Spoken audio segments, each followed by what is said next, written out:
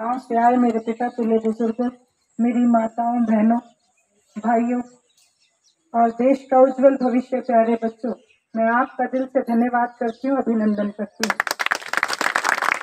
Indian national Lokdal का पूरा परिवार आज आपके बीच है। जैसा कि हरियाणा प्रदेश में एक रिवाज है कि घर में कोई शुभ काम हो तो हम अपने परिवार को न्योता देते हैं, और आदरणीय चौधरी देवीलाल जी के जन्म दिवस को हरियाणा प्रदेश और इंडियन नेशनल लोकदल एक त्योहार के रूप में मनाती रही है।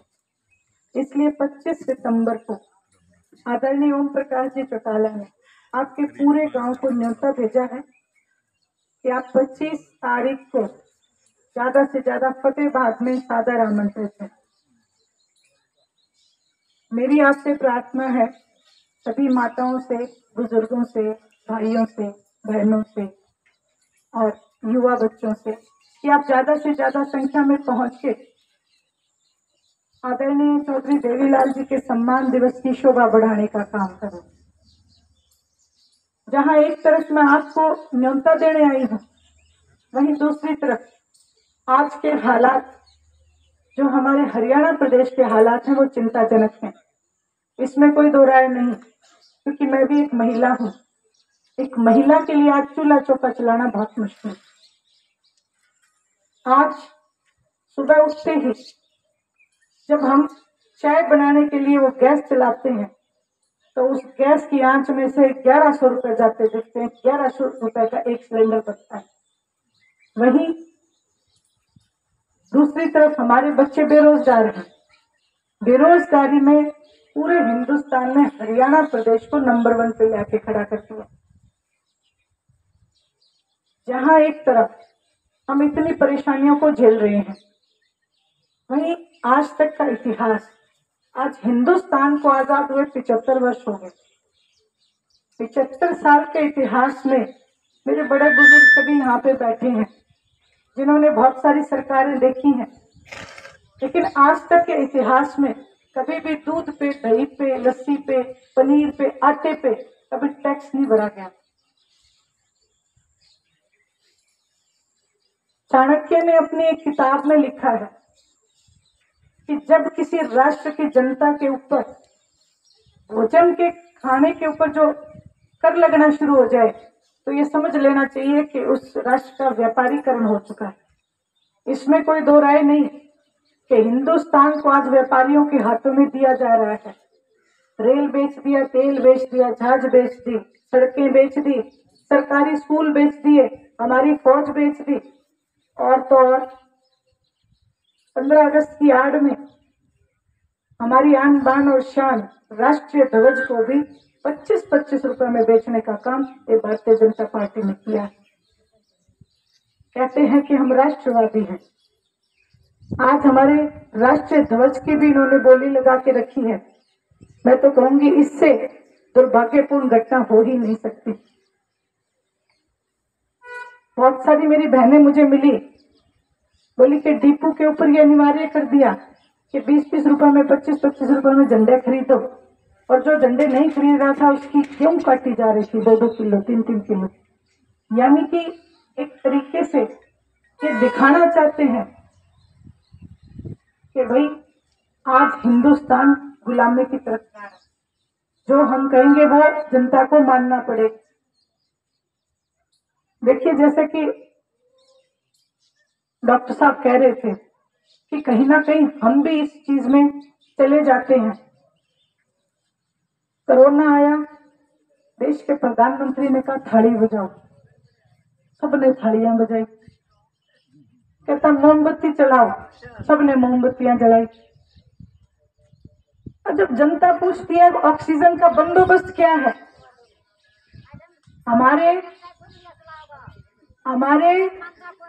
हमारे जो जरूरत थी, जिस चीज के लिए कहना चाहिए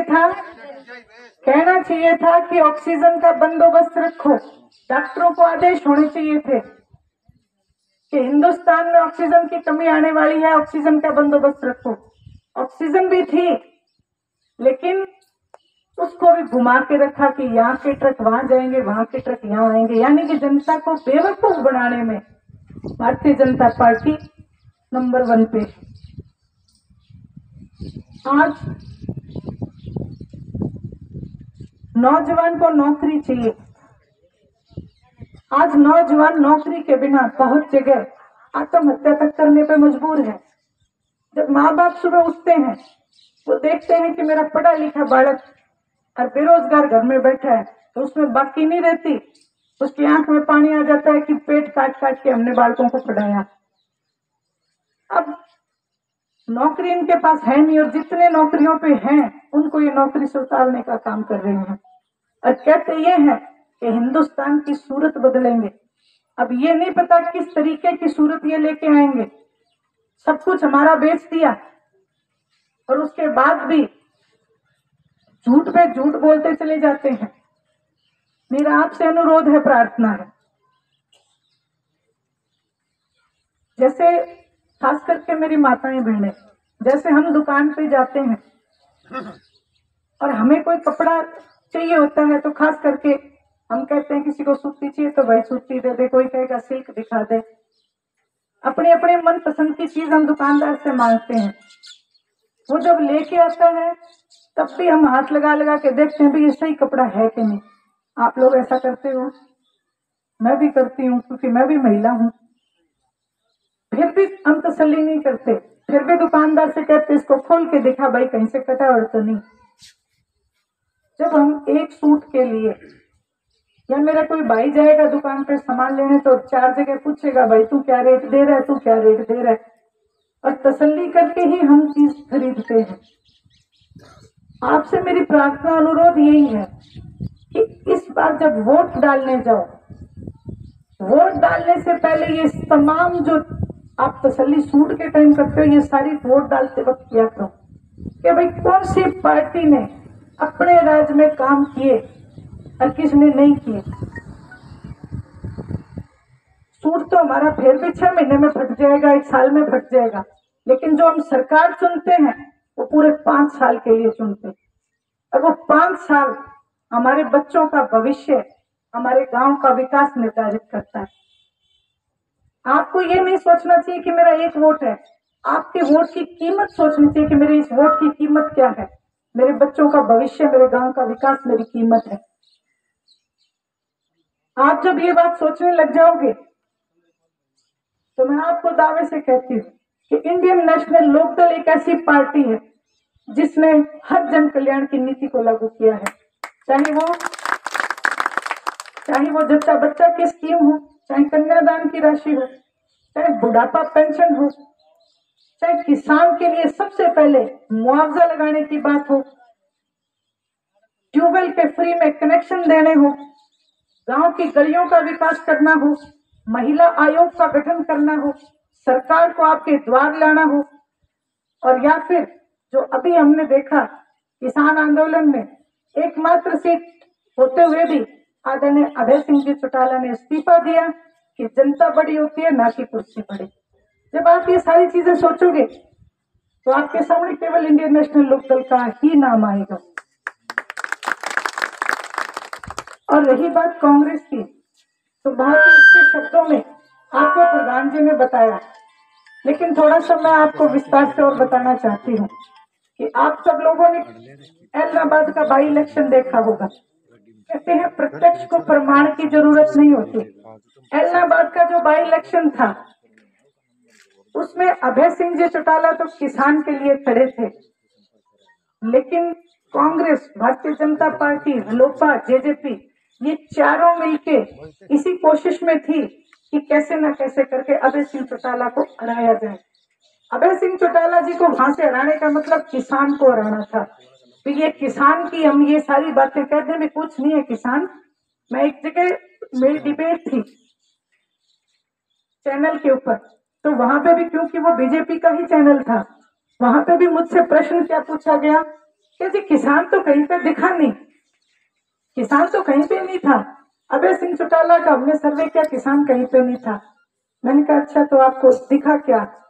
कहते कि जीत का जो मार्जिन है वो 6,000 रह गया था। पिछली बार आप ज्यादा वोटों से जीते थे। मैंने कहा जी आप अपने आंकड़े दुरुस्त करो। आपने जीत का मार्जिन देख लिया लेकिन वोट का परसेंटेज नहीं देखा। किसान था इसीलिए पिछले चुनाव से 9,000 और ज्यादा वोट देके विधानसभा में भेजे गए थे। और मैंने कहा जो बात आप कह रहे हो कहीं दिखा नहीं, वहां पे कांग्रेस कहीं नहीं दिखी थी, क्योंकि कांग्रेस ने अपने आप को भारतीय जनता पार्टी के साथ मिला लिया था। इस बात का प्रमाण है कि कांग्रेस के नुमाइंदे की जमानत जब्त हुई थी वहां पे, वो वहीं पे चुप रह गए। उन्होंने एक बार भी पलट के मुझसे सवाल नहीं पूछा कि आप किस आधार पे, बल्कि यही कहा कि हाँ भूपेंद्र सिंह हुड्डा ने तो स्टेज से कह दिया था कि कांडा तो मेरा मित्र है। तो जो इस तरीके के हमारे प्रदेश के हालात हैं उसमें जो हमारी लड़ाई लड़े उसी का हमें साथ देना चाहिए। ये कोई स्वतंत्रता आंदोलन से कम लड़ाई नहीं है हमारी। आज हमारे देश को 70 साल पीछे धकेला जा रहा है। शिक्षा की बात की, स्कूल बंद हो रहे हैं। और आपकी जानकारी के लिए ये भी बता दूं कि जो 8वीं तक के स्कूल हैं वो बाबा रामदेव के अंडर दिए जा रहे हैं कि बाबा रामदेव ये बागडोर संभालेंगे। इस बात में भी कितना बड़ा आप देखो, खेद के साथ मैं कहती हूँ बाबा रामदेव 8वीं पास, पता नहीं फेल है कि पास है ये भी नहीं पता। अब ये बताओ कि सरकार से अगर हम पूछें कि पढ़ाई करने के लिए किताबें पढ़नी है कि योगा करनी, वही बात कहे कोरोना आ गया थाली बजा लो ताली बजा लो। ये चीजें हमें बेवकूफ बनाई जा रही हैं, हमें इसका डट के सामना करना पड़ेगा, नहीं तो हमारे बच्चों का भविष्य अंधकार में है। आज स्कूल बंद क्यों कर रहे हैं आपको ये भी बता दूं, ये स्कूल इसलिए बंद कर रहे हैं, ये कहते हैं कि सरकारी स्कूलों में तो फीस लगेगी और जो प्राइवेट स्कूल है उनमें 1100 मिलेंगे। ये आपने जियो की सिम देखी होगी, पहले फ्री में बनती थी और फिर पैसे लगाए थे। उसी तरीके से सरकारी स्कूल से बच्चों को पहले प्राइवेट में कर देंगे, सरकारी स्कूलों की जमीन बेचेंगे अडानी और अंबानी को, और फिर प्राइवेट स्कूलों में फीस बढ़ाने का काम करेंगे। फिर लोग कहा जाएंगे इनको इससे कोई मतलब नहीं है। आज हमें संभलने की जरूरत है, कहते हैं ना पानी के आगे पार लगाने की बहुत बड़ी जरूरत है। आज गांव के विकास की बात चली, इस सरकार को बिल्कुल ये चिंता नहीं है कि पानी आया कि नहीं आया, लाइट आई कि नहीं आई, सरकारी अस्पताल में डॉक्टर हैं कि नहीं, सरकारी स्कूल में मास्टर हैं कि नहीं, इन बातों की चिंता नहीं है। लेकिन एक चिंता है कि मीटर बार लगे कि नहीं लगे। ये गांव का सर्वे ये तो कराते मीटर बार लगे कि नहीं लगे, लेकिन और किसी चीज की इनको कोई चिंता नहीं है। यानी कि सिर्फ और सिर्फ अपना सोचना। आदरणीय चौधरी देवीलाल जी जननायक इसीलिए कहलाए कि वो जनता की भावना के लिए काम करते थे। जनता की भावना को देख के ये जो सबसे बड़ा उदाहरण बुढ़ापा पेंशन है, एक बुजुर्ग की भावना को समझते हुए उन्होंने इस पेंशन को लागू किया। आज मौजूदा सरकार इस पेंशन को काट रही है। एक हमारा सबसे बड़ा उद्देश्य 25 तारीख को इकट्ठा होने का ये भी है कि हमारे बुजुर्गों के मान और सम्मान को काटा जा रहा है, बुजुर्गों की पेंशन काटी जा रही है। 4 लाख से ज्यादा बुजुर्गों की पेंशन कट चुकी है। और कहते हैं कि कौन सा बूढ़े ऑफिस में काम करके आए थे, अगर वो ऑफिस में ही काम कर सकते तो उन्हें पेंशन की जरूरत नहीं होती। लेकिन इनका एकमात्र उद्देश्य जनता की भावना को रौंदना है, उनके हकों को छीनना है, इसलिए तमाम कोशिशें होती हैं। आपसे अनुरोध है, प्रार्थना है, आदरणीय अभय सिंह जी चौटाला ने जिस तरीके से कोरोना की महामारी में, जिस तरीके से किसान आंदोलन में खड़े होकर जनता का साथ दिया है, उसी तरीके से आज फिर वो खड़े हैं। और उन्होंने सीधा सीधा मनोहर लाल जी खट्टर को एक बात कही है कि यदि हमारे बुजुर्गों की पेंशन काटी गई तो खट्टर साहब ये हरियाणा प्रदेश है, ये आंदोलन करेगा और इंडियन नेशनल लोकदल उस आंदोलन में आपको आगे खड़ी मिलेगी, पीछे नहीं रहेगी। आपसे अनुरोध है, प्रार्थना है, आपसे सहयोग मांगने आए हैं, क्योंकि महम एक ऐसी धरती है, यदि वो मन में ठान ले तो उस बात को पूरा होने से कोई नहीं रोक सकता। इसलिए आप सबसे महम पूरे हल्के से मैं डिमांड करती हूँ कि हमारे जो बुजुर्गों का सम्मान है, किसी भी पार्टी विशेष से ऊपर उठ के, किसी भी जाति विशेष से ऊपर उठ के बुजुर्गों के सम्मान के लिए हमें एक साथ खड़ा होना है। और एक बात ये भी है कि हमारा भी लालच है, क्योंकि 60 साल की उम्र सबकी आनी है और इस पेंशन की जरूरत सबको पड़ने वाली है। इसलिए जो भी युवा हैं, जो बुजुर्ग हैं, जो बच्चे हैं, उन सबसे अनुरोध है कि आप इस आंदोलन में बहुत ज्यादा साथ देना। यही सब संदेश, यही सब बातें आपसे करने आई थी। आप सब लोगों ने हमेशा इंडियन नेशनल लोकदल का साथ दिया है। आपके सहयोग से आदरणीय चौधरी देवीलाल जी मुख्यमंत्री बने और प्रधानमंत्री की कुर्सी तक आपने उन्हें पहुंचाया।